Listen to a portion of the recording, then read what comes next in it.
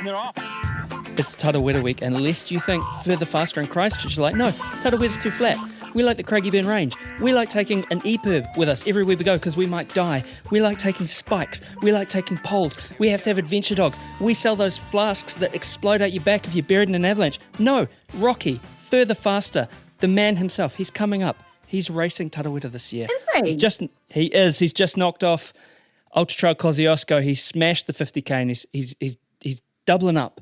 He's doing the Tarawera 50K. So team, you know what to do. If you see a largely bearded, hairy man, he's so hirsute, with a northern accent, you scream the jingle in his face, because there's nothing more that man loves than having the further faster jingle yelled into his face when he's going about his daily business. Does he mean to go further each time or faster each time? How does this work? I'm not sure. I'm not sure. But what I do know is further faster, if you're looking for anything before Tarawera or any of the big races this summer, they're the best independently owned outdoor store in the known universe. Whether you're heading out on climbing, paddling, tramping, or running adventures, look no farther than Further Faster for all your gear and expertise needs. Over the summer, head down to 57A Buchan Street, Sydenham, Otutahi, Christchurch, or hit them up at furtherfaster.co.nz, and you should yell this jingle in his face they're about to hear right now. And we'll even tell you his bib number, so make it easy. It goes something like, further faster, they're in Christchurch. Rocky is hairy and so is Badger. Jules is nice and Jacob is delicious. Go to further faster now. Oh, further faster, they're in Christchurch. Rocky is hairy and so is Badger. Jules is nice and Jacob is delicious. Go to further faster now. Church Radio. I'm just imagining Rocky having like 50 people just sing the further faster jingle. So it does happen more than you might think. And I remember running Kepler one year, and we were doing the alternate course. And so that was essentially you did the Luxmore Grunt and then another 15K out and back, and it's soul destroying. And I was running back down the hill, and he was coming up the hill because he was doing the Luxmore Grunt. And I, of course, did the only appropriate thing, which was to yell that jingle into his face as I passed him. And I was continuing for a while, and there's a dude behind me, and we were running in silence, just running. And then he pipes up, he goes, wow, advertising really works, doesn't it? It does. Tell you what else works. Dirt Church Radio works. Episode 357 of Dirt Church Radio, the trail and ultra marathon podcast of Aotearoa and the world. And I am Matt Raymond. I'm Ali Pottinger. And I'm Kerry Suter. Hell yeah, it's the Tarawera Ultra Trail preview. We do this every year. This is great. This is a tradition.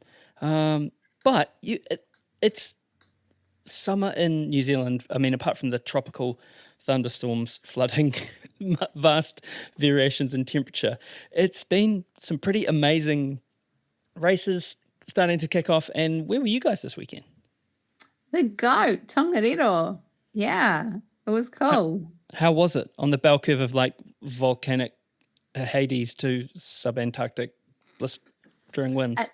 It started quite lovely. It got a little bit chilly later in the day, just for a couple of hours, I'd say. Yeah. The goats, it's like such an iconic event. What are they, like at about 22 or 23 years now? Yeah, so it's been going forever, and it's real egg and spoon stuff, as Jason Cameron would say. And I was on Gear Check, so chatting to a lot of people, and I'd always ask them how many goats they'd done. And anyone who said they're doing their first goat, I would always ask them what have they been told, and rest assured that it's much, much worse than that. And it was pretty slow going. The trails are mucky, and it's just, I think pound for pound is probably one of the hardest, per kilometre races in the country, and that would probably be Australasia. I can't imagine many races that are slower going than the goat. But just so epic and rewarding at the same time. So hard can still be fun, right? Oh, absolutely. I've never done the goat. It's something that I've always desperately wanted to do. And when Rebecca and I were younger, we could never get our fingers on the trigger at the time. There was childcare, there was all that sort of thing, and then life carries on. But the thing that I take from the goat is it's in Tongariro. And if you want an indication of what it's like, there's that bit in Lord of the Rings where Gollum is splashing around in the ice-cold stream after the trout. And it seems like it's just that for 23K. Can I just really quickly say, what a weird coincidence, because that's just on the mountain road as you go up from Ohakuni to Turoa. And I once ran around Ruapehu, the 72K loop, and I parked on the side of the road, having known nothing about anything, Lord of the Rings, and I was going for a swim in the pool, so I could have a wash before I drove home, and people kept walking up, taking a photograph of me in this pool, and then walking away. And after about like the fourth or fifth person who had a book, I'm like, what are you doing? And then they came over in a strange accent, explained to me that I was in a rock pool that Gollum was in when he caught the fish. It was just a weird thing. These are only could happen in New Zealand, right?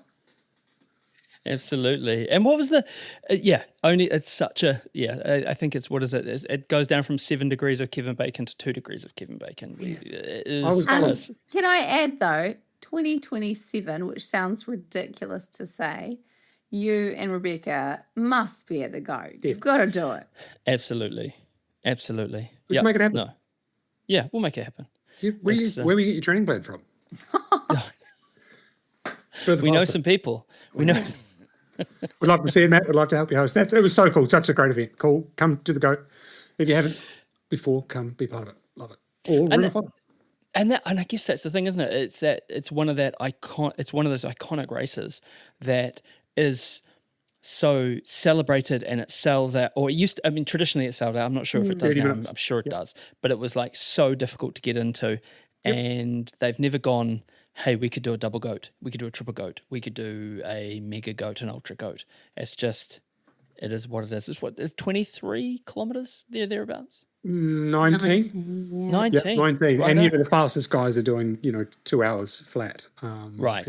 The girls are about 15 behind that, but so it's she's freak amazing athlete. But really, it's been around forever. It will be around forever. It will always be the GOAT. It was for a long time. There's only about 5 events in Australasia that would sell out immediately. There was Ultra Trail Australia, Kepler, GOAT, and I remember 2 others, maybe Old Ghost and one other.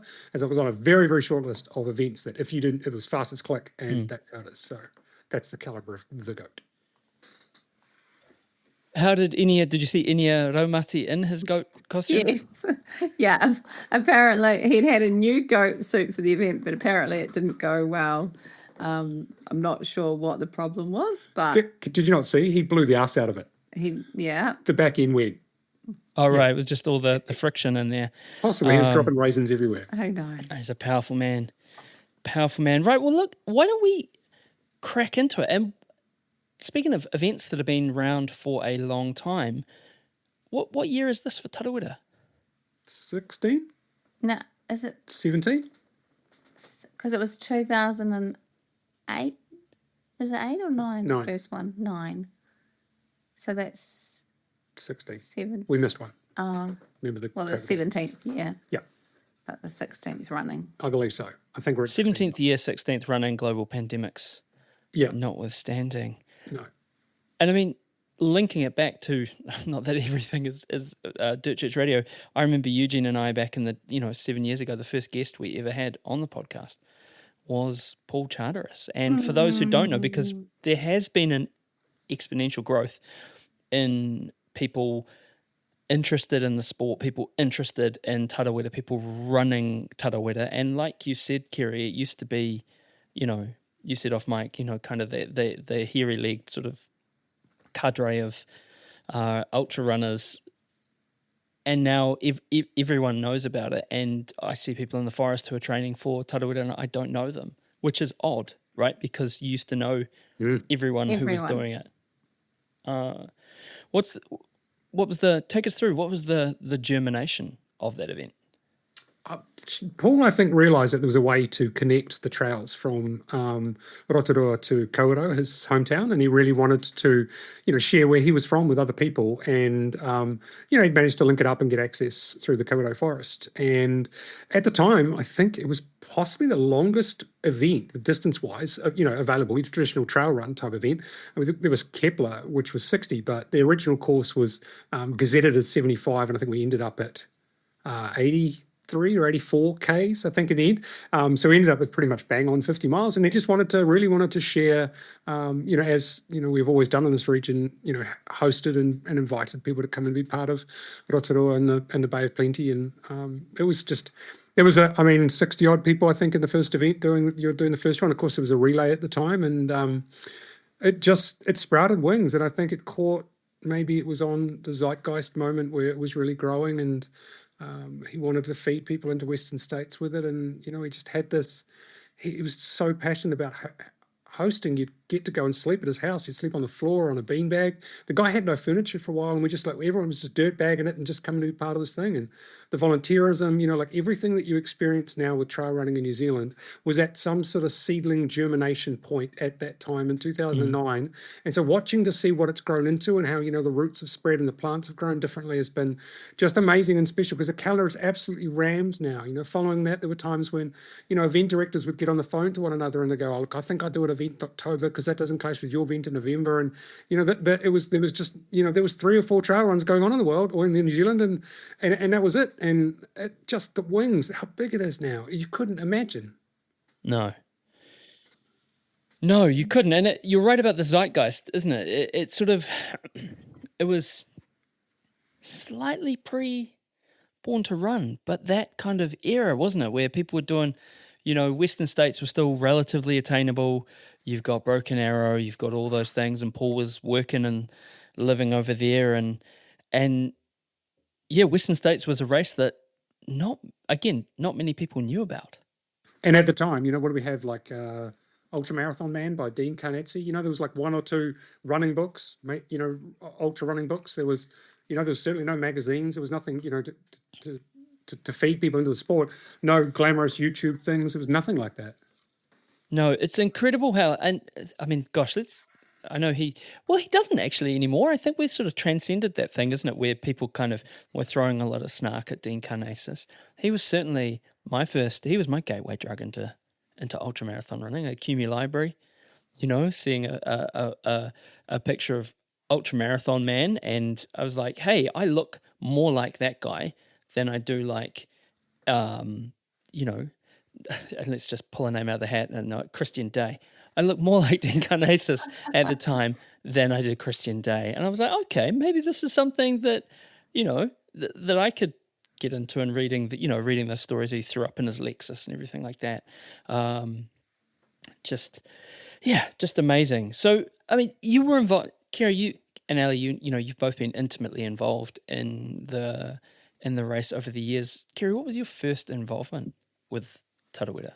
I emailed Paul Charteris out of the blue and was like, hi, can I be a real scumbag and try and get a free entry off you because I'm such a big deal?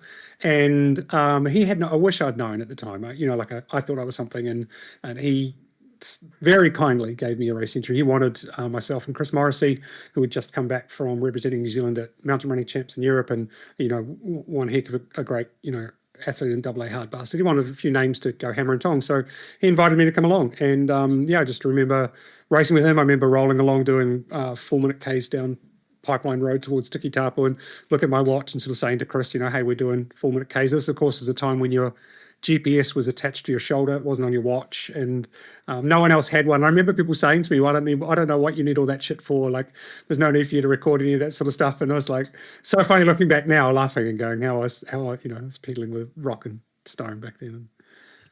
And where it's come now to Lugama, which anyway, we battled through the race, and I think I ended up winning the first one in like 7 hours. And then when it became the 100K, I was lucky enough to come back. I always thought you should try and defend your title, so that if you lose your title, at least you get to give it to the new champion, and the champion can then say, I beat the guy that used to win it.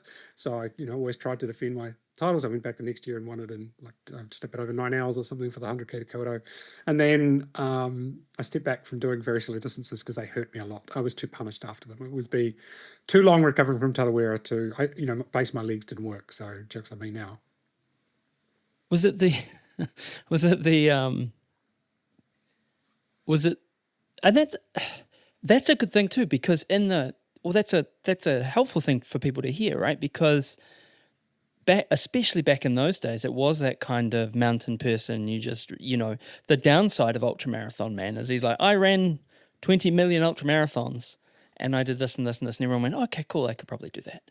And we didn't have the access to, I don't know, the internet or any kind of feedback or any of the information, and a lot of people got broken. So did you find that, with your love of running and your love of, club running and distance running and every, any surface, any distance, did you find that it just knock the stuffing out of you, basically. I remember being so battered after ultra marathons because you didn't really understand a lot of the conditioning exercises or the training modalities that we do nowadays, and there wasn't the plethora of information. I think there was like Tim Noakes' Law of Running, which was more sort of centered around South African approaches to rip the middle out of that book. Sorry, rip the middle out of that book. Yeah, there's bits and pieces in there that are good and bad, but like anything, you've got to sit down and work out what's right and what works, and trying to work out with the fringe sciences around getting the correct carbohydrate loading for events like that, fueling rates. I was on one lepin every 45 minutes, and that was it. Yikes. There's just no way. And if anyone's had a lepin, they would know. Lepins are the worst. The worst. It's struggle street, and you definitely you're all building the parachute on the way to the ground, and we're all learning, and it's just amazing how far the sport has come now. With all the sponsorships and the branding and the teams and the the Terex houses and the fancy shoes and carbon blades, and it's just like you're sitting there and you're like, oh, my sport, but it's not my sport. It's always been our sport, and one of the things about our sport is that we've always welcomed the new people to it with open arms. It's always been that supportive thing, and it's taken us all on a journey. I think that people have been doing ultra marathons for 5 years probably look back and remark how much it's changed. So so will it always. I don't think that anything stays the same. Everything is always changing. Absolutely. What about you, Ali? What was your first introduction to Tarawera? I think it was the marathon and 50K in 2015, and it was kind of like that, hanging out at Paul Charteris's house, and everyone knowing everyone. And then 2016, obviously, like we're kind of going out beforehand, course clearing, and a great big group of friends all helping clear the trails, making sure it's beautiful for race day. So yeah, it was kind of the real community aspect and the real heart that was poured into it, like the raking. Like we took all these rakes out on boats and we raked the trails. We raked the lake. Do you know of any other race that does that? No. Well, one year we literally raked the entire course. The whole course was raked. Every kilometre had a rake over it. That's how smooth and it was Western States' approach to maintenance. It was crazy. Yeah, so it's pretty amazing to kind of go and see where it's come from. Like obviously I kind of, how many years in was that? That was like 6 years after it had started to be kind of there, and then now see the scale of it. Like we always kind of have called it the big friendly, and originally it was because everybody knew everyone and was like, oh hey, here's like so and so is doing the 100K or whatever. And I think that friendliness has continued despite the size growing, but it's just weird now that you don't know everyone. Yeah, it is weird that you don't know everyone, and people come and they go, isn't it? People's journey with Tarawera, it changes or it finishes, but they're always kind of part of the family. My thing was I was a pacer on the fire year, so my good friend and my brother, my twin, Dr. Tago Marapara, he is one day younger than me. So I'm March 9th, 1992, and he's March 10th, 1992. And no, not 1992. I was what is that? Yeah. No, so yeah, our birthdays are March 9th and March 10th. And Tago and I knew each other, and this is dating, we knew each other from Daily Mile, and we'd run the Arthur Lydiard Legend a couple of times together, and really enjoyed that and was really getting into it, and didn't have the kind of the spend or the family bandwidth or the financial headroom to undertake a ultra marathon at the time. But he was like, hey, I need a pacer, I'm going to do this thing, the 100K. And I was like, oh righto, that sounds excellent. And it was the fire year, so we ended up bunch of us pacers, they said, oh no, there's going to be no pacers from the outlet. And we said, well, what if we could get a boat over there? And Paul, do you remember that? A bunch of pacers got a boat. That's how they had pacers. Wow, what a great workaround. Yeah, we chartered a boat and took the boat out there, and it was absolutely, absolutely fantastic. And I remember run, they changed the course, and it was in those days, like, and this is the thing, isn't it? You have this perspective of it. It's a big race. It's an ultra marathon, and everything you think about is if a marathon is organized, then an ultra marathon must be ultra organized. But it's sort of the inverse of that. And I remember leading him over. I picked him up at the outlet, ran out to the, ran through all the kind of Lord of the Rings stuff, and then back over the top, and we were heading out to, I think it was Lake Okaraka, and they changed the cutoff, and they were saying, we got confronted by some bikers, and I was saying to them, we got 3 hours to go, man. We're going to get to Okaraka, we'll put you down, change your clothes, it'll be sweet as. And we got told 6K out that we had half an hour to go.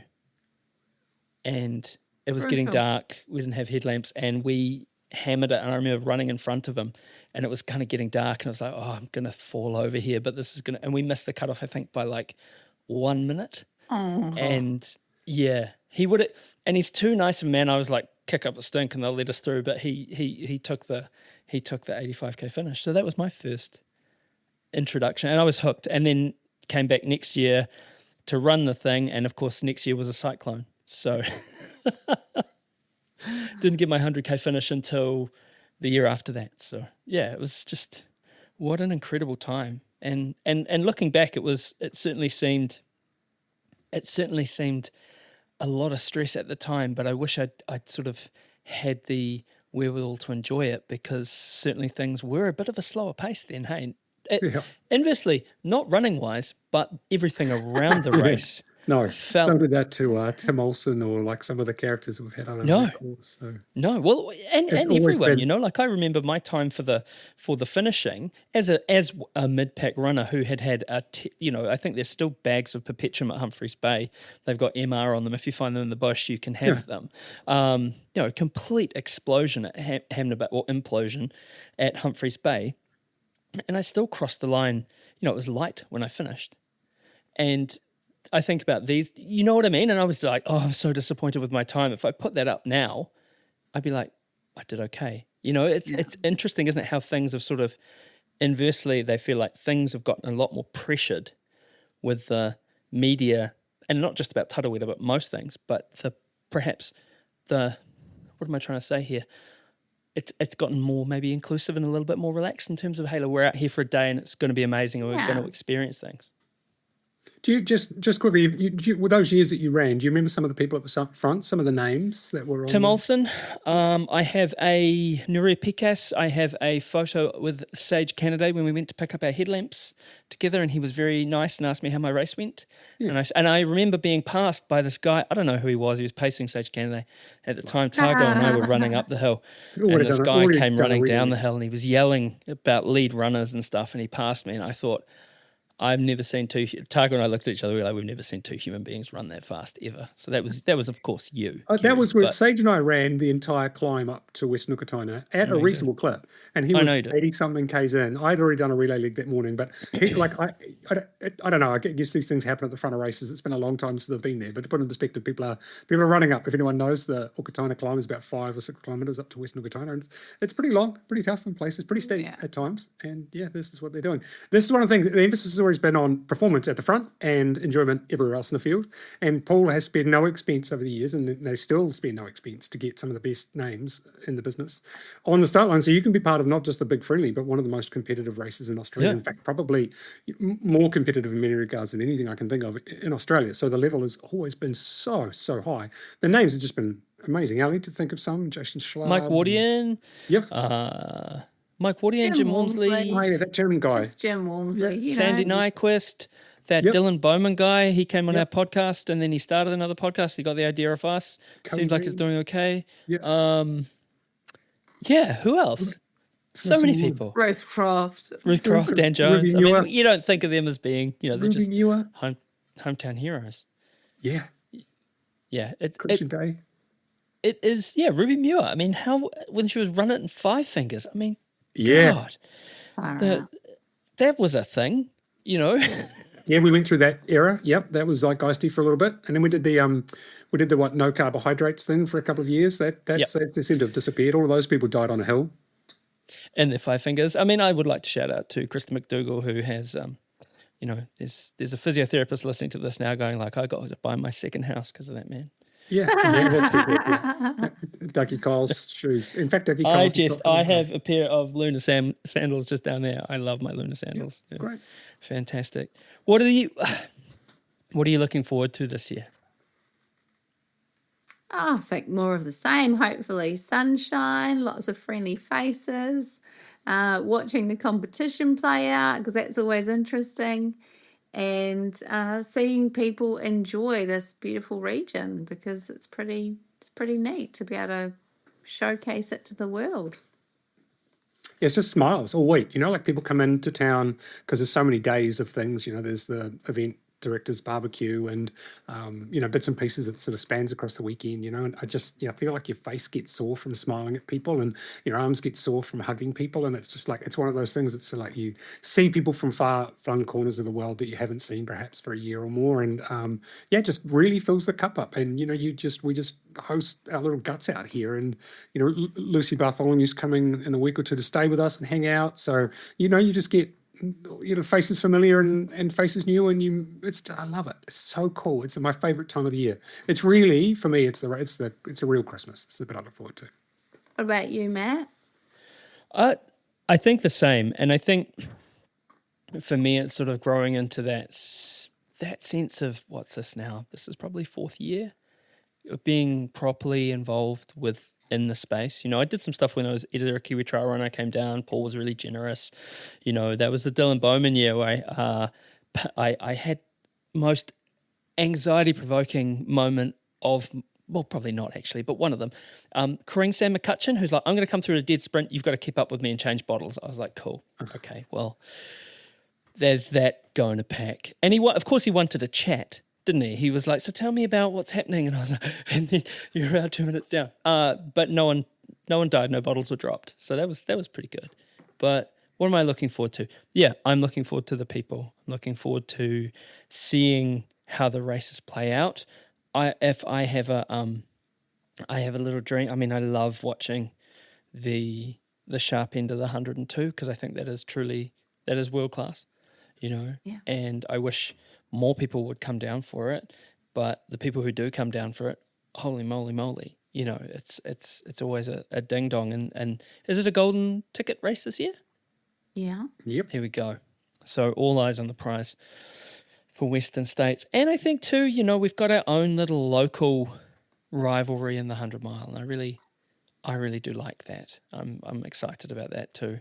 I think that's always... Can I just add, I wish it wasn't. I wish we had more internationals. I do too. Like coming and throwing down because it's 100 But that mile. leads to it, right? Like the more they look at the intense rivalry of that part of the pack, maybe the more people will go, hey, look, you know, maybe this is something to come down and...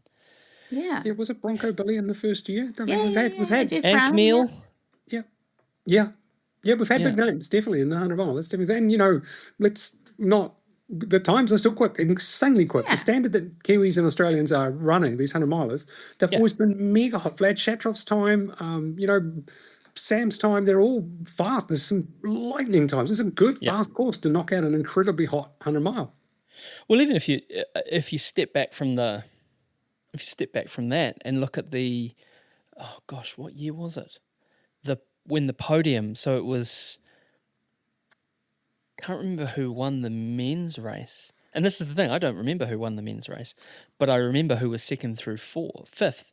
And it was like Louis Schindler, Scott Baugen, and Simon Cochrane being paced by, oh my Lord, he'll murder me. I can see his face. My brain is broken. Reed? Yes, thank you. God, sorry, Carl. Wow, that was a stab in the dark. You nearly got a stab in the dark. I'm going to get a stab in the dark later on.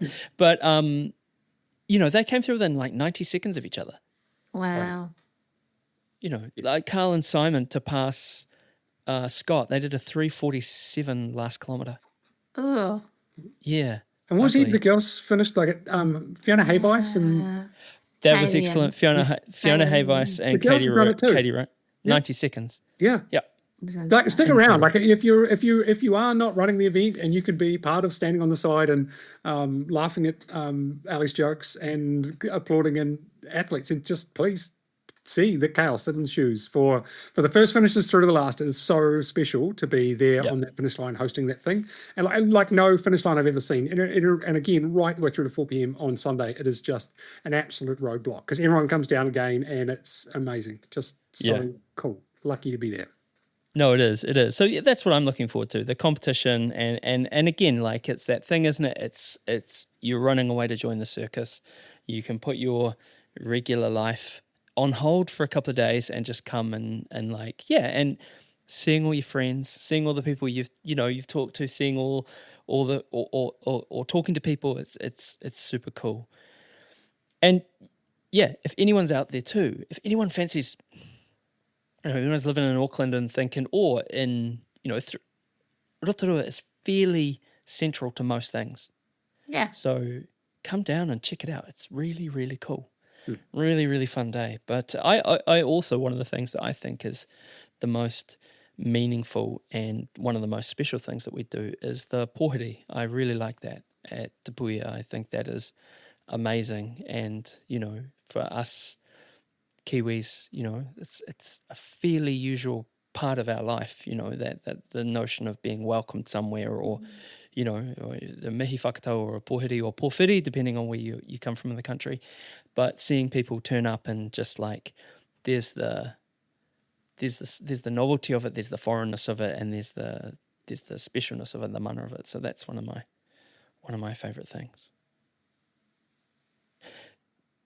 If I was an athlete and rang you and was like, hey, I'd like to do the Tarawera 100K and I'd like a training plan for that now, please. And it is January the 19th. Would you say too late? Yes. Pile on the Ks. Now's your chance. If you can just get a few 60s done, and the week before, as many kilometres as you could do, just that'll be the best thing you could do for your race day. A double marathon training plan, just double it. That's definitely been done. Yeah. Have seen it done. Yeah. Not successfully, but I know people that have tried it. Yeah. Even a blind pig will occasionally stumble upon an acorn. So leaving aside that things, it's probably too late to start training if you were wanting to have a long time or a good time at Tarawera, unless you were wanting to enter, 21, 14, depending on your athletic ability, even the 50K, someone could probably, get out and have a hoon and have a good day with some, a fairly minimal training. Not that we recommend that. What are things to consider if you are listening to this podcast and you're gearing up for Tarawera, you're in the last month, and right now, you're probably quietly shitting bricks? First, I just want to quickly park that you can't change your cardiovascular fitness in any significant way. So don't expect to increase your fitness significantly or even in a measurable way. That's the sort of changes the body, being very plastic, needs to do over sort of 12 to 18 months. So piling it on, if we're 3 or 4 weeks out, then you're just going to, it'll be deleterious, any errand that you run too long. So it's about what changes can you make that would ultimately improve your outcome. And there's going to be a fair list of these, but I will start with one. And I'll just say, heat acclimation is probably a little bit late, but acclimatization is useful. You could still prepare yourself for what will be an ultra marathon that goes through the hottest part of the day, because not many people are finishing their run before midday. So, anticipate that it's going to get hot at some stage. And if you have been doing all of your training first thing in the morning at 5 o'clock in Dunedin, then you'll probably find that the Tarawera forest has got a little bit of a sting in it. So maybe look at just moving some of your regular, taper runs now out towards the middle part of the day and just getting yourself a little bit acclimatized to how that might be, so you're not so shell-shocked when it does come about on race day. What about you, Ali? Goodness me. I think probably it's a good one just to remember to taper, because people get really in their head about, I'm doing this event and I've got to be training as much as I can up into it. But just remember to actually taper and go and let yourself freshen up a bit and go in feeling ready and excited to run, rather than feeling pretty slammed from volume and frequency. And you have to lean into the taper madness. Mm-hmm. You have to know. You have to know.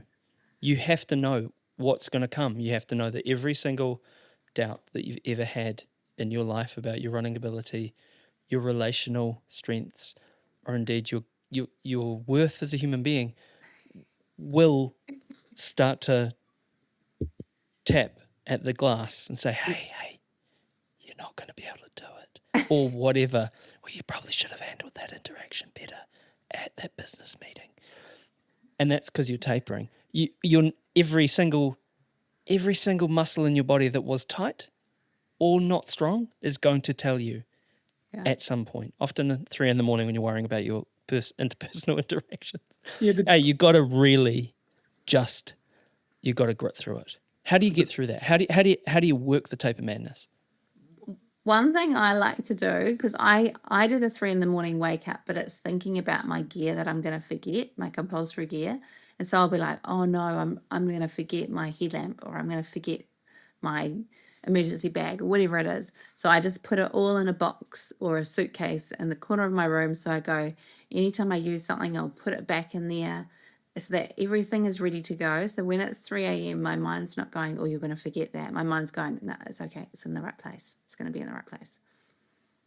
Yeah, knowing that you're ahead on your planning is going to make a real big difference. The taper protocol, just quickly to touch on it, is if you're doing one of the longer distances, the 50, 100K or 100 miler, definitely the 100K and 100 miler, I would be looking at a solid 3-week taper. That's reducing by 20% per week in the final 3 weeks. So you take out 20% in the first week, 40% in the second week, and you come down 60% in your training loading, but maintain your training intensities. So if you're, if 5% of your mileage is particularly hard, maintain that 5% mileage as you reduce the percentage of training. And as you get into the shorter distances, 50Ks and below, typically 2 weeks is about okay. And if you're just going to, run till Chun on a short distance, you can probably get away with a one week taper if that's your plan. But those sorts of things. Respect the tapering. Science suggests there's probably about 3 to maximum 5% to be gained in getting the taper correct, as opposed to not doing it all. It seems like not a lot, but it's not nothing. So maybe just do it.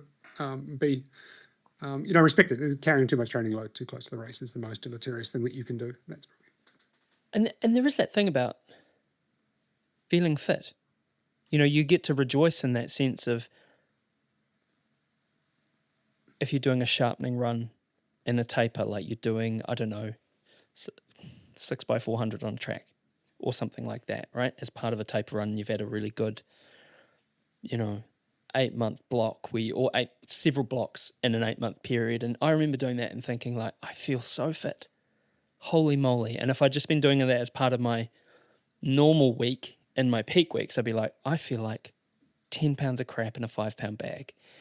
And that's nice. You can actually take that little, I think too, from a mental health perspective, and not to bring the M word into it because boring, but keeping your world small, I find that really helps me. Like, keep your world small. Like, what can you control? What can you can't? I will always have a minimum amount. So this is how I do it. If I'm packing to go somewhere, I go, okay, if I forgot everything, or mostly everything, what could I get away with doing the event with? So if I've got my pack, I've got my shoes, I've got my inhaler, I'm good. I can buy anything else that I need to at the time. That's really reassuring for me, like thinking it sort of reduces that anxiety. It just sort of sucks things in. Okay, here's what I really need. Here's what's nice to have. But all I need is my shoes, my bag, my pack, and my inhaler, because that's what I need to keep me alive. So, yeah, I think that's a helpful thing. What can athletes do in the last 3 weeks, 4 weeks, do you think, Ali? What else is on the cards for us? What do we get the emails about? I think the mental side of it is actually a big part. Like, I kind of encourage people to reflect on their training block and recognize what they've done, because often people will go, I got sick for a week here, or I had a niggle for a week here, but actually you had 26 amazing weeks, or something like that. So it's good to kind of go seeking, or like celebrating what you've done rather than kind of finding the things to create doubt. So yeah, have a look through and just go, oh yeah, I did that and I did that run. And another thing I encourage is people building their endurance CV and going, well, I'm the person that has done XYZ. So, like I did a 100K run at Taupo and that all went fine. Or I have run the timber trail back to back, or whatever it is, like, or also non-running related things that you could go, well, actually, I've got all this endurance experience behind me. Like if you're doing the miler, maybe it's like, oh, well, I've worked night shifts before, so I know that I can get through the night on my feet, or that sort of thing. So I think just kind of getting your head in a good space, and a space where you're celebrating yourself rather than finding ways to doubt yourself, because that's quite common as you get closer to a big race, to be kind of seeking out the self-preservation, I guess. And but actually there's a lot of reasons why you should be doing it. There's something else that I was going to say too. Now it's totally gone. Developing a race day execution, race day plan, looking at how long something's going to take you. That's certainly a worry for a lot of people right now, those that don't know. And I would say probably start by, beware the spreadsheet. There's always at this time of the year someone shares a spreadsheet, and it's usually got the distance, and you divide it by the time you want to run. And therefore, if you wanted to run 100 Ks in 10 hours, well, that's 6 minute Ks. So you do the first kilometre at 6 minutes, you do the kilometre up Western Okataina at 6 minutes, you do the last kilometre. I always love that, like it's a linear extrapolation of information for, within complete data sets. So I'd say just be a little bit careful with those sorts of things, but time goals are good to have, but they're particularly dangerous. If you're one of our athletes, will certainly help you develop your race day plan. But put some thought into it. Spend some time with something like Ultra Pacer, or get an understanding where you estimated finishing time will be as a percentile. One of the things I do a lot is look, Matt, if you are always finishing in the 45th percentile for most of your races, or there or thereabouts, so you do Kepler and you finish around about nearly halfway through the field in just about everything that you do, then assume that on race day at Tarawera you're going to finish roughly something like 50% of the way through the field, or 45% through the field. Dig up last year's results if it's going to be the same sort of course, and then go plug in where is 45% going to put me. Well, that puts me in about 13 hours and 30 minutes, so therefore I'm likely to do something like that. And then you just start developing your plan around that, taking into consideration the specificity of the trail and the certain demands of certain times of the day, heat factors, fatigue factors, and those sorts of things. So when you start to pull that stuff together, it does get quite complicated, but just be very careful about how you design your linear application of fitness over time. I remember Mike Tyson said, no plan survives the first punch in the face. Yeah. I remember what I was going to say, and it was actually, remember, it's just running, and you go for a run all the time. And if you said to somebody, can you run? Can you hike? Can you eat, drink? Can you pace yourself? And just, have a good old day out there on the trails. Be like, yeah, I can. Like, I think often we overcomplicate these races and get really in our heads about all the things, and actually, if you go back to that, can I go for a run today, is way less pressure on it all. Yeah, it's really important, isn't it? It's a balance too of I found, like, tuning in those around you and getting energy from that, but also being able to tune people out. Mm-hmm. Because you're dealing with your own level of arousal at any one time, and you're also dealing with everyone else in the conga line that you're running with's level of arousal, and they might be vastly different. Mm-hmm. And they might be really... And it's interesting, those who know me, I'm a chatty man. I'm a very digressive human being, and I'm a very, I go all over the place, and I'll non-sequitur question statements, all that sort of stuff. When I get really focused on something, or say at work, my mind's on the job, or I am deathly silent, I go very, very quiet. And for me, and people know me, right? So they expect like a very chatty human being, and I might not be a very chatty human being at that point. I might be very, very kind of just very quiet, because I'm thinking through things in my head. And that's interesting too, having to manage other people's chattiness, which is probably God's way of revenge on me for being chatty and starting a podcast. But, just he must to roll be talking. that rock He's up the done hill. 357 podcasts. He's got to be Exactly. the most talkative person. The cumulative talk minutes on that. I mean, come on, let's go have a yarn. I think that's Matt Raymond. Let's run up to him and have a big old chat about his race. And I'll always chat. I will always chat. Like, I will always chat. Like 100%. It is never a chore. But that's the thing for me as well, trying to manage, what you're doing. And that's a That's an interesting thing, isn't it? That's about it goes back to keeping your world small, doesn't it? Because you can get caught up with people. You can get caught up in paces, both slow and fast. You can get caught up in narratives. You can get caught up in all that sort of stuff, can't you? And it can lead to taking away from the race that you need to have, which is your own thing. Pound for pound. Oh yeah, and you'll get sore, it'll be hot, it'll be cold, you might get rained on, you might fall over, you might get blisters. You may have GI distress. If you do have GI distress, please manage that appropriately.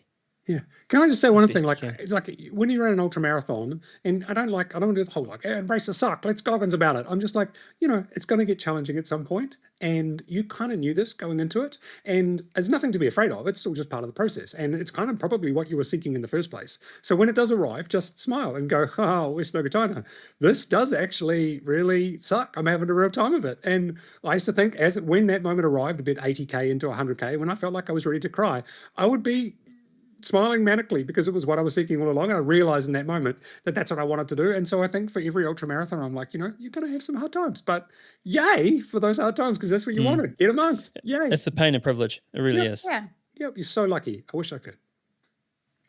Right. The races themselves, pound for pound, what's your favorite and why? Oh, I didn't expect that question. I think because we've always kind of gone like, and this is this, and this is this, and this is this, and this is this. And we're kind of but like we all have a favorite. Not like children don't have Oh, you must do it now. It's either the 100 or the 50. I love that the 50 where it starts. I just love that we've got that spiritual start, Hutu geyser, and it takes in, some of the best parts of the Whakareurua forest. I love that it goes all the way out to, they feel like just like my home trails, you just run on them all the time, Rotokakehi and out to Tikitapu, and then, back home to the village green. It's just, I feel like you're really spoiled to get to do that in the Whakareurua forest, and that I think it's been such a massive passageway event for so many people that that was, kind of their first ultra, and it sort of like was the genesis for so much more that followed. And so I think that's probably the special thing I love about the 50K. There's a lot of forestry roads in that, but it's pretty special, and it's probably hosted more athletes than any of the other distances by a long way. And so I think for me, probably I'm going to have to say the 50K. It's fast at the front too, seeing the Michael Vosses of the world, there's guys and girls that are running sort of like, marathon times on a 50K trail ultra is just insane. What about you, Ali? Oh, I'm so torn. I agree. I think the 50K is pretty awesome, and it's kind of like, I love that it gets so many people, like locally you get, the lawyer mum that's like, I'm going to train towards this, or, so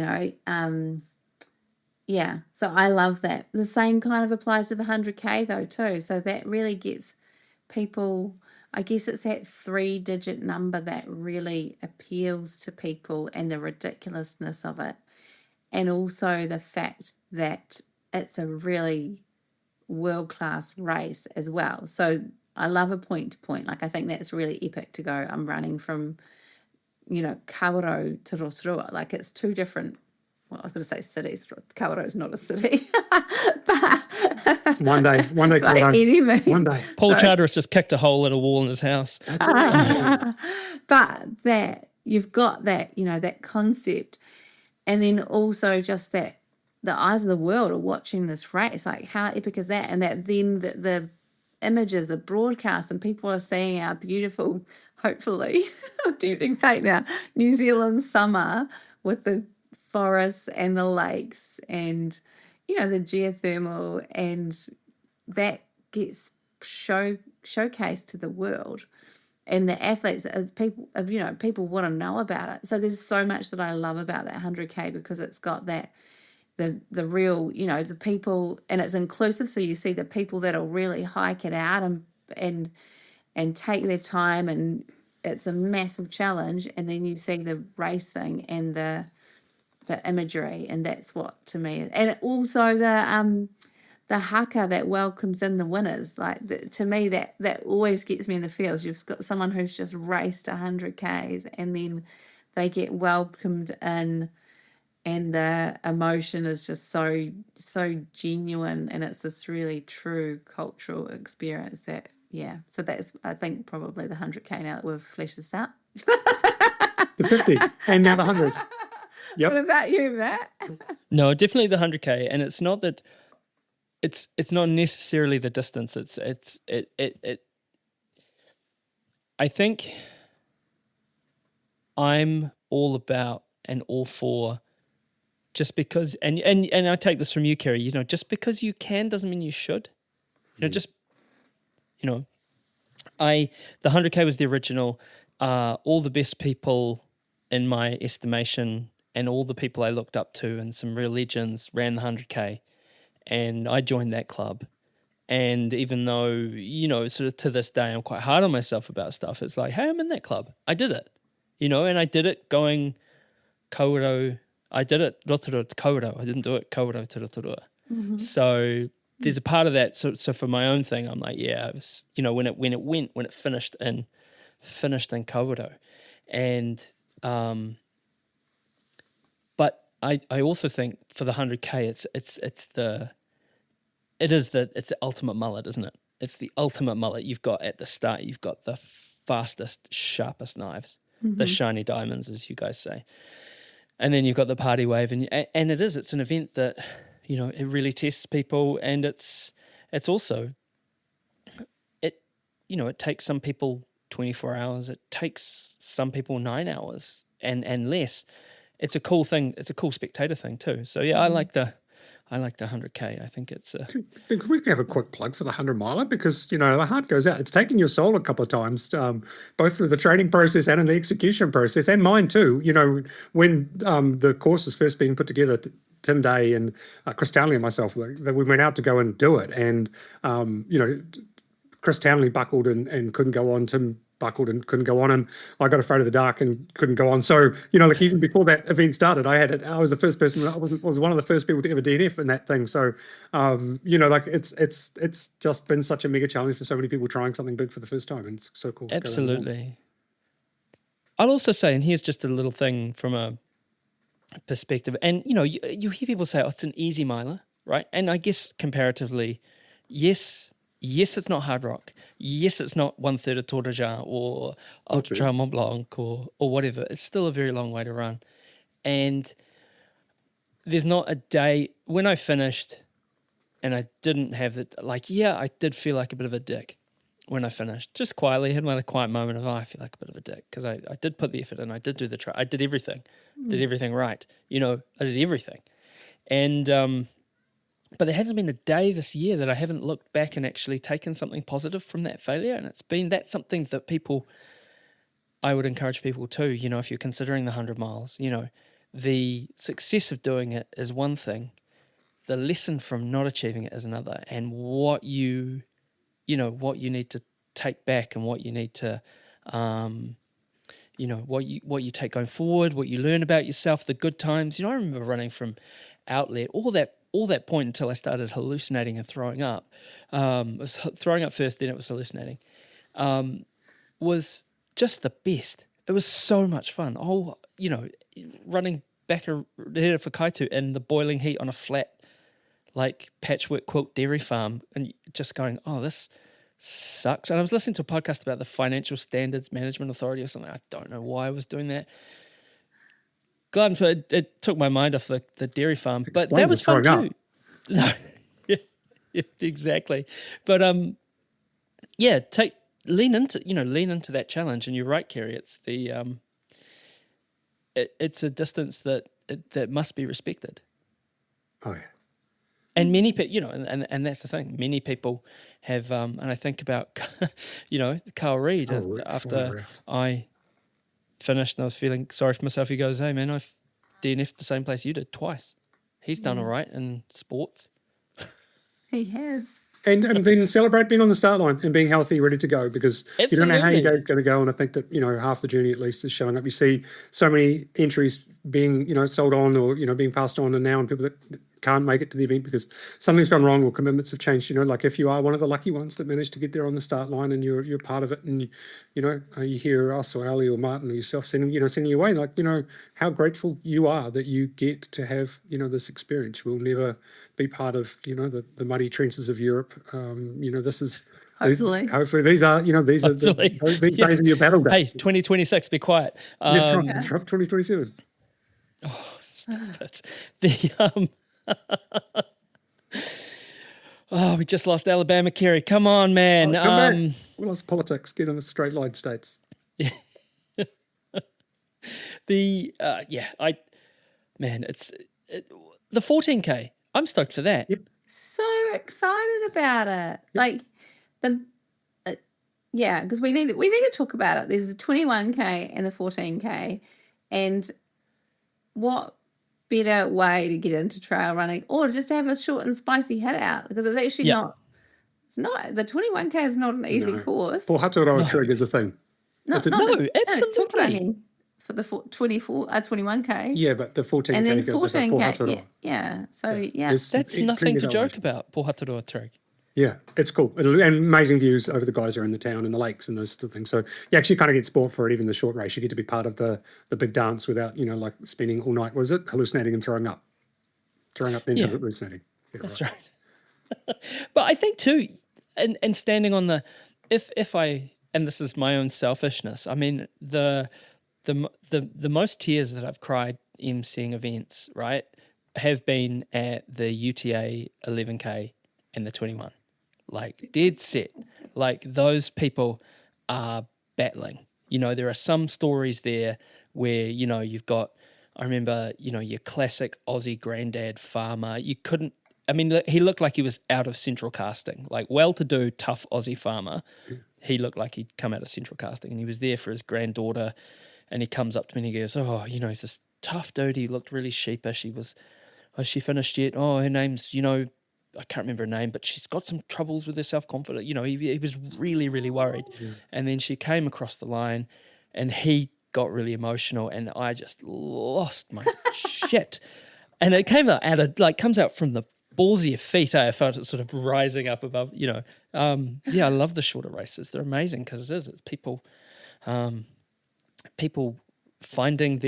literally finding their feet for the first time. Hey, we often say that the race needs to be sponsored by some sort of a tissue company because we'll cry buckets on the finish line. You get all sorts of things, people walking one another. And I remember, hugging an athlete and she was covered in sweat and snot and all kinds of things. And she was sitting on one of the resin chairs. And as she went to go, she said, "Can you please wipe down the chair because I've shat myself. I didn't have time to stop." And so, you see it all in these races. People put it all out there and they're willing to risk anything to get it to the finish line. And so, these are the things that go on in our sport. And, you shouldn't say it's not normal. It's abnormal. It's extraordinary. But people are out there doing it at any age. So cool.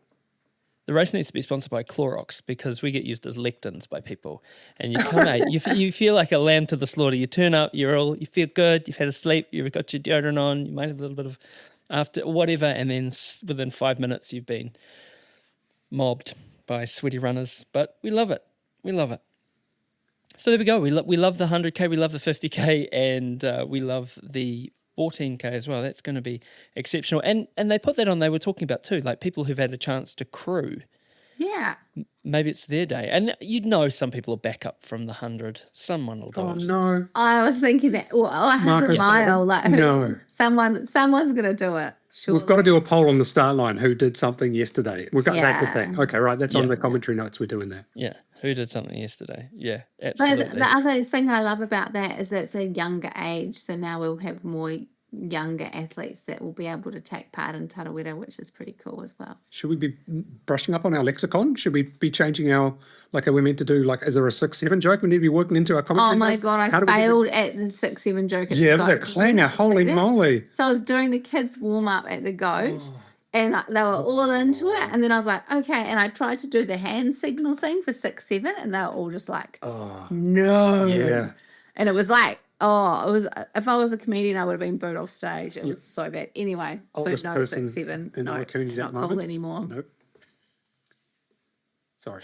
Yeah, with our kids, we've missed the 6-7 thing. They're just a little bit too old for it. So I'm glad of it. New means 2026. Let's go. Do not know what that means. Right. Yeah. The shiny diamonds. The elites. Yes.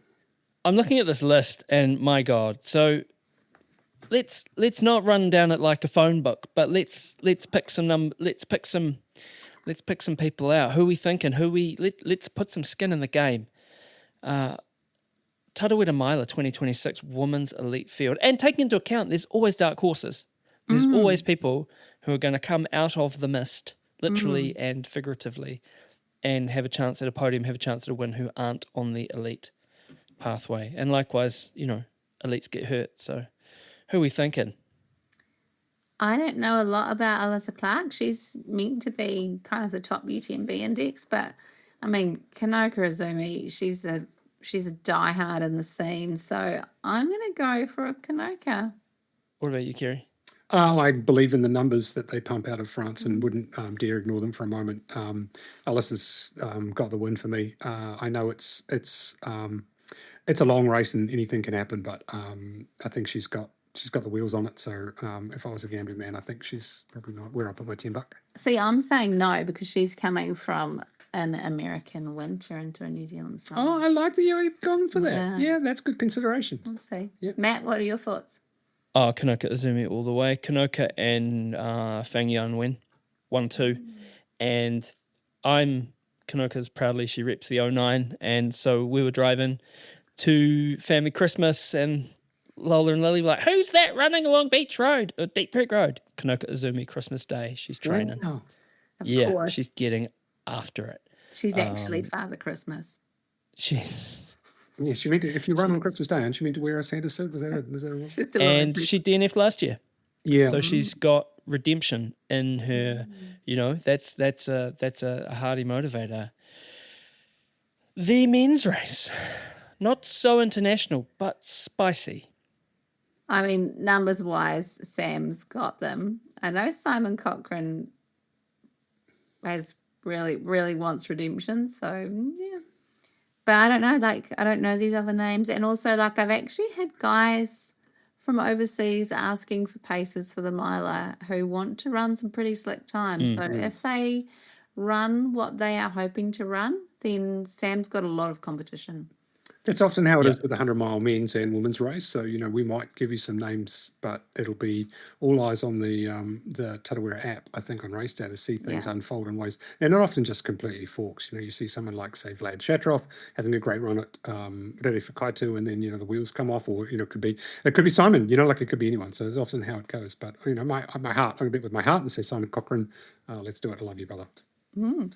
Yeah, I think it's going to be super interesting. You've got Sam Harvey, who is, and I did workshop this, it's like a boner pill from a gas station became sentient and got sponsored by Puma. He's an animal. What line was that? Yeah, exactly. Okay. He is. My son wears a t-shirt that says gas station boner pills, and it's got a rhino on it. And I'm like, yeah, it kind of sums up Sam's vibe. And if we're being more serious, he also said at the spectacle, he goes, I'm seeing a sports psychologist this week. So he's learning. Ooh. Yeah. He's learning to channel some of that blithe aggression, right? Yeah, there's always space for that. The rivalry between him and Simon Cochrane. I mean, they're both, in that wolf diagram, they're both vying for that alpha spot, right? So that is going to be fierce. No matter where they end up in the field, they're going to be fighting each other, and they're watching each other's training. They're really trying to pick absolutely, these absolutely. Blake Szymanski, coached by Sam, took out the spectacle. Myla in amazing times. That he beat everyone home, including us, because we were, we got told to be there at a certain time, and he was like an hour quicker. What was that? He was a lot faster than he was meant to be. He was a lot faster than he was meant to be. I don't know. With my heart, I like Damien Watson. So he was the last guest on Dirt Church Radio last year. He's one of the Muriwai Sea Slugs. He's co-owner of the Muriwai Delhi. He also, has been smashing out 200-mile races in the States. He was 4th at the New Zealand Trail Championships. So he was, I think, Sam was 2nd. Yeah. And he was 4th. So, he is a big, strong, very tough, very strong man. So I don't know if he'd have the raw speed of someone like, Sammy or Simon. But he's got the mental strength, and he knows, essentially if you can, if you're running 200-mile races at that speed. But I think it will come down to either Sam or Simon. We'll see how it goes. But I mean, and another thing I'd say to Sam is stay away from the $2.50 oysters, bro, before your races. Did you see that? No. He got into the $2.50 oysters. It was an oyster special before the half marathon that he ran recently, and then they kicked their way out of his body. So I laughingly said 70 minutes or rip, but I didn't realise it was going to be rip. So yeah, I didn't realise what he ripped. Okay, I feel sorry for you, Sam. So Ripping some oysters. yeah, rip something. but I mean, regardless of who wins, it's going to be an excellent time and excellent human beings. So bring it on. In the 102, I mean, this is the glory race, isn't it? It's you've got golden tickets. You get to, you're the kai whakahaere of the race. You get to represent at the Pōhiri next year. All of that sort of stuff. Who are we thinking? If I'm betting with my heart, it's Lucy Bartholomew all the way. But it's going to have to be a very big heart to get her in first. I have a big heart. We could do it. Come on, Australasia, let's get behind her. She's. What do you think? She's. I mean, God, if I had my way, Lucy would win. She's in good shape. She has been running really well. Yep. So I think her UTMB index is underselling how competitive she's going to be in this race. I mean, looking at the top name, Tony McCann, and then Caitlin Field is not far behind her. Caitlin had a massive run at 2 Bays recently.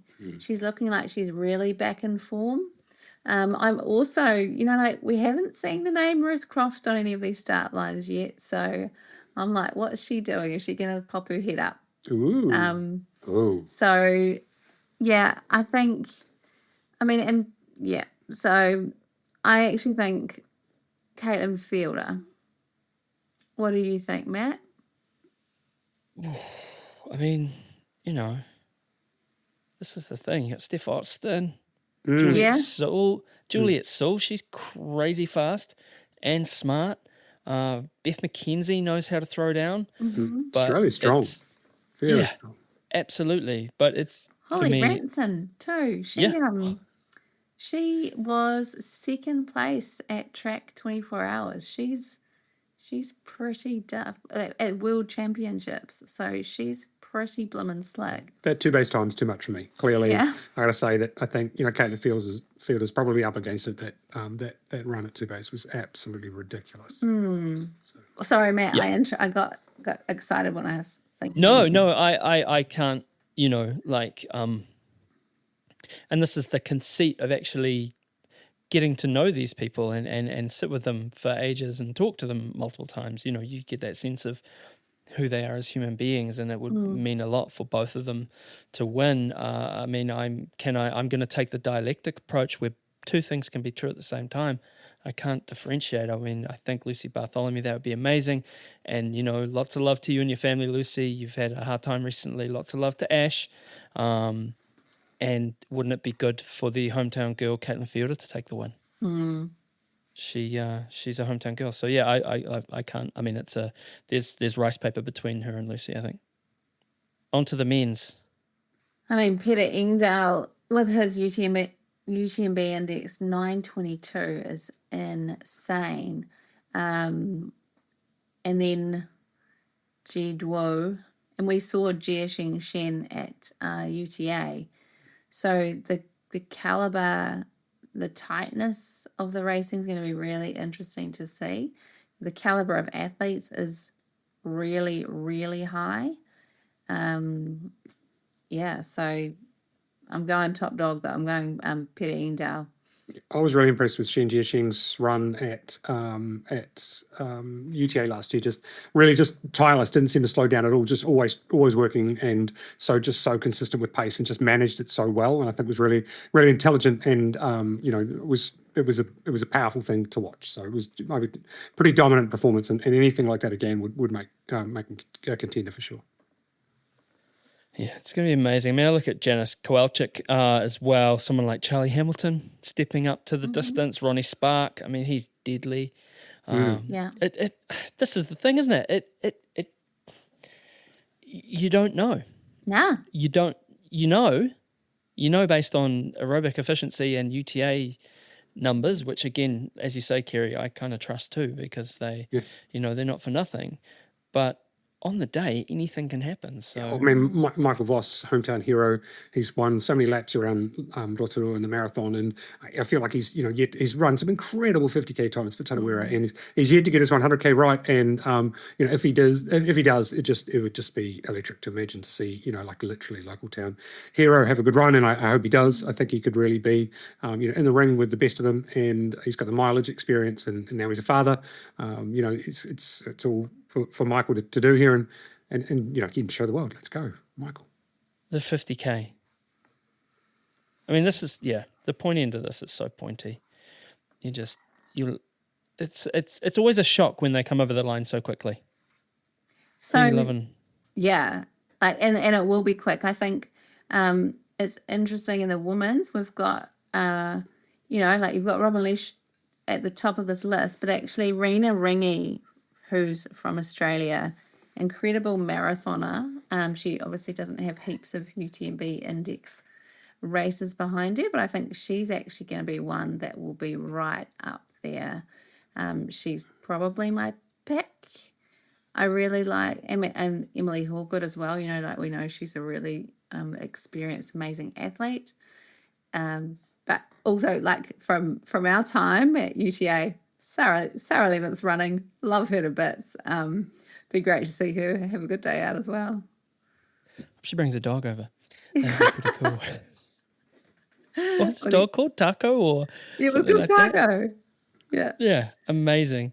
I think Robin Leach she's so smart. I mean, like again, she's a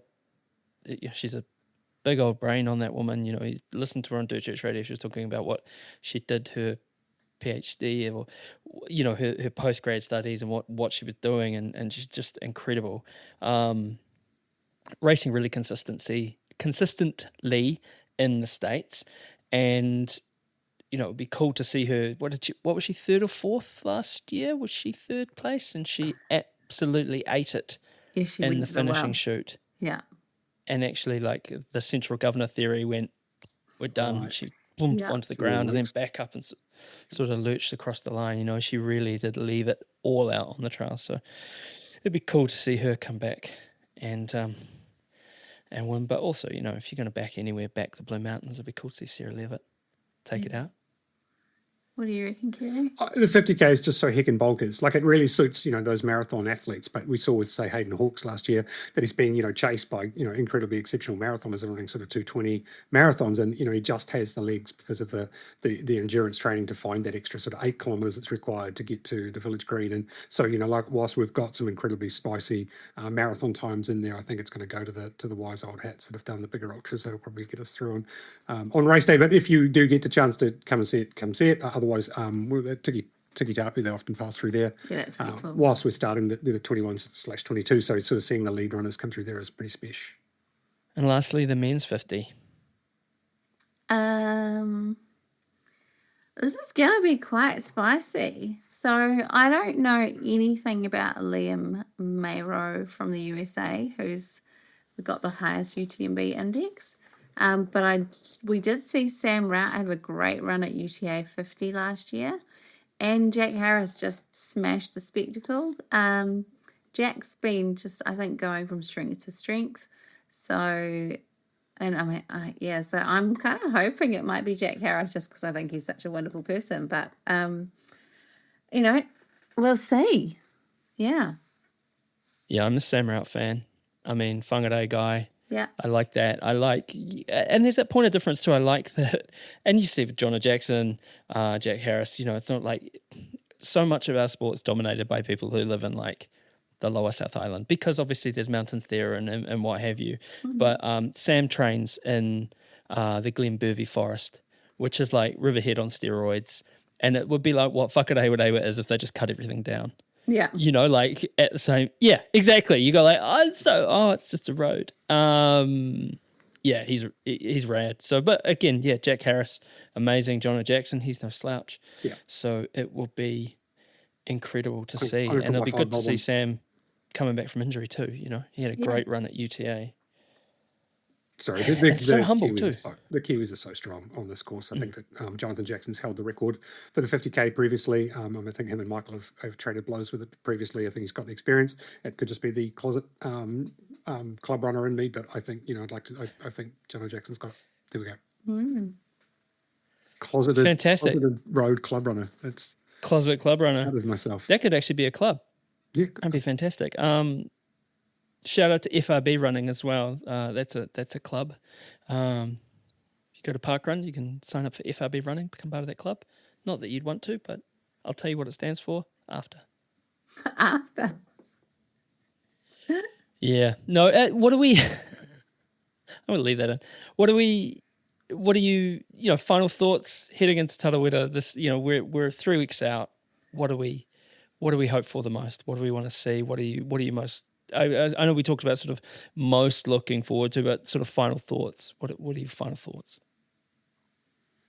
I'm going to give out as many hugs as I possibly can. It's hard to hug someone in a wheelchair, but I'd love it. Get amongst. I'm down on hugs this year, so I just want to try and hug as many people as I can. I'm really looking forward to hosting.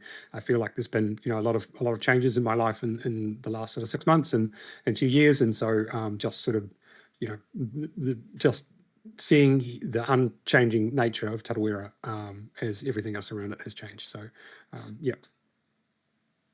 What about you, Ali? I'm hoping for a good weather forecast, to be honest.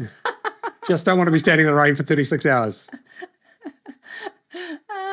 And just looking forward to catching up with everyone. Just, enjoying the area, having fun, and spending their fitness in the way that they are. What about you, man? I'm looking forward to, and we haven't got full disclosure, we haven't got our roster yet, so we don't know what we're going to be quite doing. I'm hoping I get to start some races because I love that. It's one of my favourite things to do in the world is start people off, send people off, hold that space. So that's cool. I love that. I love that energy, feed off that energy. Really, really exciting. Looking forward to hearing people's stories, looking forward to hanging out at the finish line with you guys, looking forward to doing interviews, looking forward to hanging out on the rails in the wee hours of the morning, hanging out on the rails, talking to people, getting people's stories. You hear the most amazing things that never make it onto bloody podcasts or anything. And even if they did, it would be overwhelming because they're so special and profound,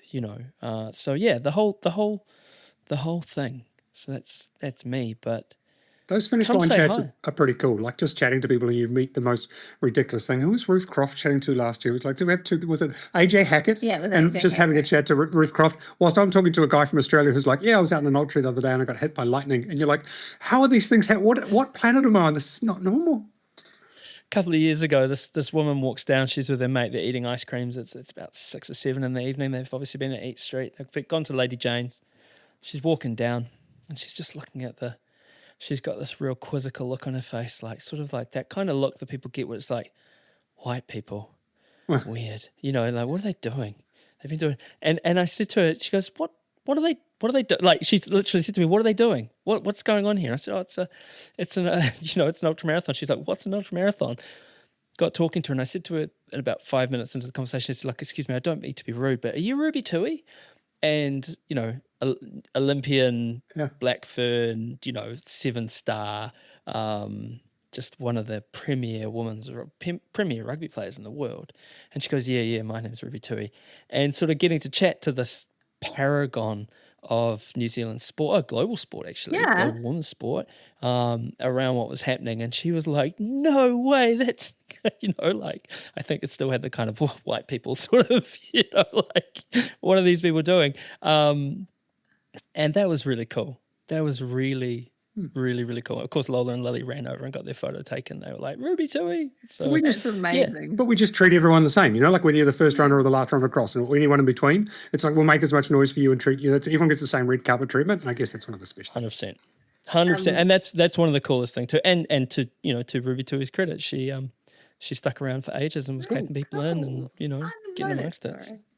Yeah, no, that was really, really cool. The other cool thing that we haven't mentioned is the DCR speed dating. Yes. So, Yes, second year we're going to do speed dating in a again. row. It's Valentine's weekend. It's Valentine's weekend. Are we doing the green ribbon thing again? Probably. Can someone bring a roll of green ribbon, and if you're a single looking to mingle, just clip it onto your pack or something? And I don't know if you want to start that. I don't want to be part of it, but sure, go. Green ribbon. Speed dating. Yeah, come see autonomous intimacy. Speed dating. Yeah. So we're going to have people up on stage. We're going to have a bunch of elites up on stage. We're going to make them do shots, eat a tray of chocolates, and then tell us their innermost secrets all within 2 minutes. Probably not those first two, but we're going to be doing speed dating. Can you feed foreigners like a mince and cheese? Like just some like real like Kiwiana Vegemite sandwiches or Marmite sandwiches? Have you ever had a kinner? Yeah. Oh, yeah. Actual kinner. Yeah. Oh, let's do it. Come on. Maybe post-race. Power pies. I would much rather have a kinner pre-race than post-race. Not that I'm into kinner. I'm not at an aid station. Yeah. Imagine that. Yeah, we're going to take it one step further. Pizza, sold, hat, kinner. That's what we're doing. Imagine that out in the sun, Miller Road for hours. We've run out of ice. Anyway, on that note, we'll be leaving you to it. Enjoy your taper. Luxuriate in the feeling of being uncomfortable and know that you've worked very, very hard. Be kind to your crew and your family because they're the people supporting you and they're the people who are going to be sweeping up your broken ass after the event. And we will see you in a couple of weeks at Tarawera. I'm Matt Raymond. I'm Ali Pottinger. And I've been Kerry Suter. And this has been Dirt Church Radio. Send us in your greatest run ever. I've kind of buggered it up. I've been saying this every time for 7 years, but if we were going to read off the script, we'd say we're on all the podcast platforms, so like, follow, and give us a rating. It helps. We're on the social media at Dirt Church Radio. You can email us at dirtchurchradio@gmail.com. Don't forget to sign up to our Substack for a weekly newsletter and aid station podcast. Don't forget to write in with your greatest run ever. We'd love to hear from you. You can also read them on the website. Thanks to our supporters Further Faster. That's it. Those guys at Squadron and our Substack subscribers in the DCR aid station crew. Stay tuned for our show in 2 weeks when we have another great guest lined up, Mate Wā.